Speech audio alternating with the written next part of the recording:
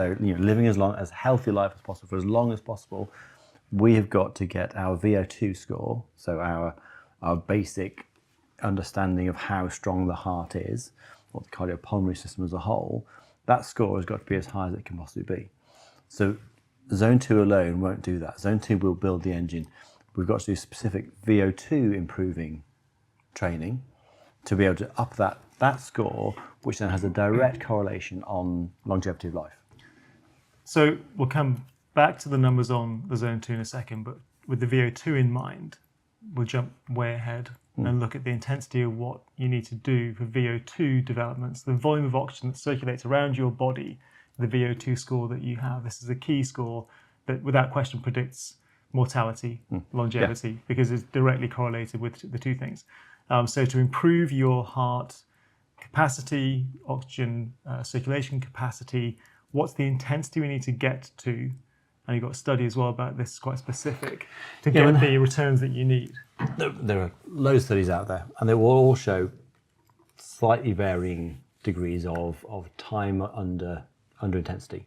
And so I guess the most studied one is probably the Norwegian 4x4 protocol. And so that's where you are doing 4 minutes at a reasonably high, so sort of 80% of your maximum output for 4 minutes with a 3-minute recovery, full recovery right back down to Zone 2. But maximum output differs from maximum heart rate. Yes. So let's go through because actually the thing is, someone will look at 80% will think, that's fine, that's sustainable, but that's not what we're talking about. It's of your overall capacity. Yeah. What does that feel like? And what in reality, what zone is that? Yeah, and that's that whole thing. Going back to the whole 220 minus your age, I mean, it works as a real, well, it doesn't really work. I mean, it's a field score that we've used for years, but it doesn't really work. No. And unfortunately, and I guess to a degree, the fitter you get, the more inaccurate that number becomes. I mean, you wear a Whoop device like I do as well, and what's the maximum you've had on your heart rate? On here, mine is 196. And you're like 65 I'm 54 years old. so it's way above what my predicted is. Exactly. And so if I used my 220 minus my actual age, not 64, then I wouldn't be, I'd hardly be working.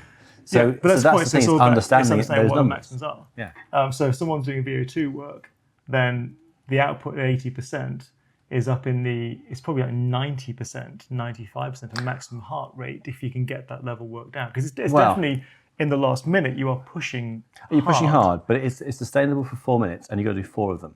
Yeah. So that's where, again, if you look at the Norwegian protocol alone, that's where this understanding of where I place the energy level is important. As you don't want to be, you don't start doing 4 minutes and end up on the 4th and doing 2 minutes. Yeah, can't do it at all. Yeah. You are trying to maintain 4 lots of 4. So that's where for most people. But with that protocol, actually, it's a good point. If you're doing 4 to 4 and the first one you push and the last minute is hard and you're close to falling off the bike, and then walk around if you can for 4 minutes, come back and do it again. Are you better off trying to get to the point, rather than pace yourself in the first one, to make sure you can get to the 4th one? Are you best off just reducing the resistance and intensity in the 3rd and the 4th ones? Well, you are going to have to. It's a relative change. You're going to have anyway. to, because, and also the less fit you are, the more you're going to have to adapt those 4. Because ultimately, what you're trying to do is you're trying to produce the same output for each of the 4. Yeah. So if you keep the same number on your bike, you're actually working harder with each 4 and probably failing. So what you're trying to do is try and repeat the same level of output for you. And that's also where you have, when you look at the rest period, I mean, the Norwegian was a 3-minute rest period, but a lot of these protocols are given 60 seconds rest, 90 seconds rest. For most people, that's not enough. Can't do it, it's possible. If you're working that hard, getting your heart rate that high, you can't use time as your recovery mechanism. You've got to use heart rate still, because not only is fitness a huge factor in that, but also duration. The amount of time you need to recover after the first one versus the 3rd one, or 10th one if you're using a different protocol, that distance gets wider and wider, or longer and longer in terms of time. So you've got to keep coming back to the same point, so you can try to repeat the same effort level, not each time coming back to a higher heart rate in between, making each effort harder and harder and harder. People might use specific timed recoveries, of course, for different reasons. But with a VO2 score in mind, it needs to have a certain degree of full recovery to be able to get the next one to be the right level of volume and intensity. That's the point, isn't it, really? Yeah. So, VO2 training is hard by the fact that it's that in-between level of time. It's much easier to go, I'm going to do a 30-second blast, 50-second blast, then I'll recover, then do 15 seconds again. And there's a lot to be said for that type of training. But VO2 training means that you're sitting, you're not just all out going for it. It's that upper level of where you're still working to a degree aerobically, but into the anaerobic zones. So it's hard, and the hard part is that you're trying to hold this duration as well. But as the research shows, the positive effect of doing that is huge. They were showing if you could get your body up to a point where you, for your age, were close to elite level of VO2 score, it was putting nearly 6 years of extra life onto your lifespan. Even being just in the stage below, being in the good range, you're putting 3.6 to 4 years on your lifespan. That's before you include any other factors in. So the returns on it are huge. You just need to be able to do it in the right way. In terms of frequency of that, because the research in that program was that you had to do it twice per week doing VO2 work in that kind of style and format. Yeah, you're doing once a week of doing that format. So the Norwegian, which was the hardest one. That was the hardest session they were doing. And then one other session which was interval based, slightly shorter intervals, but still had an intensity to it. So it was two. Shorter being 60 to 90 120 seconds, somewhere there. Yeah, so you had two sessions where you were working with intensity, and then in that program it was then two sessions that you were working sort of zone 2. So effectively, but that was with they were trying to make sure that people weren't working over 5 hours. So that was taking this idea an overall of volume being overall in the week on the cardiovascular training 5 hours on the training overall training full stop. Yeah. So on that basis, then, so the zone 5 work, the VO2 type stuff, it's really once per week. Yes. Probably 10 days or even 14 days potentially in a kind of overall periodized program. It might be that. Well, depending where you are in terms of your fitness. Yeah, exactly. Yeah, absolutely. And if you're then doing the zone 4 type stuff, zone 3 to 4 type stuff, twice per week, that probably gives the optimum breakdown of how much to be doing in terms of interval training, how to get the VO2 expansion, not to over fatigue, to get the ideal mixture. Yes. Before getting to sports editions, based on fitness level. I mean, again, the protocol with that piece of research from Dallas, they had 6 months with these people. Now, bear in mind, they start off a sedentary lifestyle, but they had 6 months of building up very gradually to get to this point that we're discussing. So they didn't jump in on day one, doing this high intensity work. They worked with their zone 2. They gradually brought in interval training, and after 6 months, that's where they felt they were now had the program fit for purpose. Yeah, so day one beginner would focus very much on let's just get some zone 2 conditioning done. Absolutely, 100%. Build that really nice base into there, get some adaptation. Just see how the heart rate rises. Can the heart rate maintain for a period of time, or does it just continue to rise? Yeah.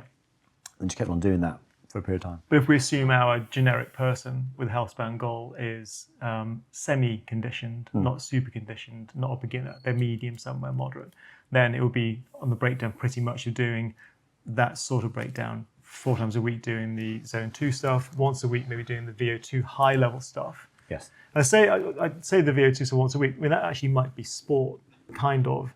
If you're a really good tennis player, the rallies kind of go on for maybe fit really nicely within that enough. But it varies, of course, in the match. You're getting enough of an overload within it to maybe have that ticked off the list.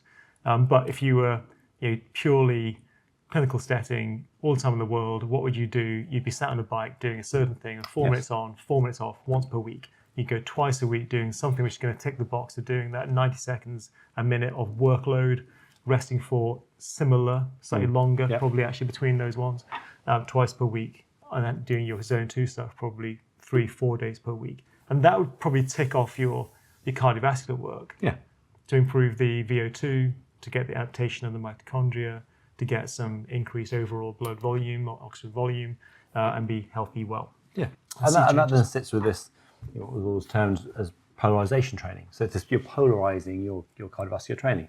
You're doing things that are down that zone 2, and then you're doing things which are up in the zone 4 or 5, and all the bit in the middle, you're not really touching. So you're only ever working when there's a definite reason for doing it and a definite outcome from what you're doing. Which begs the question that someone going for like a sort of 30-minute long medium pace run, you have to question what the goal might be, because it doesn't do enough for you. You might really like it though. So you might be on a psychological basis, it could be brilliant doing your 5K run, slow pace, and it's where you have these these sort of weekend warriors who go out on their bikes and thrash around in zone 4, and then come back exhausted. I think, well, what was that? Other than maybe it's social. Social, you felt good for doing a. But actually, it didn't tick a box as accurately as you'd wanted to be ticked. Yeah. So, again, clinically speaking, if you were to make the perfect program, it wouldn't be the ideal. No.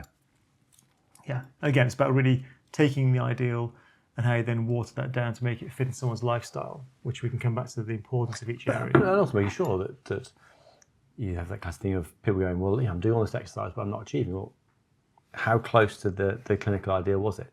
Are you doing lots that's non-specific? Or are you actually getting close to this blueprint where you know that each time you go and exercise, there's something you're definitely achieving? And when we put all the blocks together, the master plan works.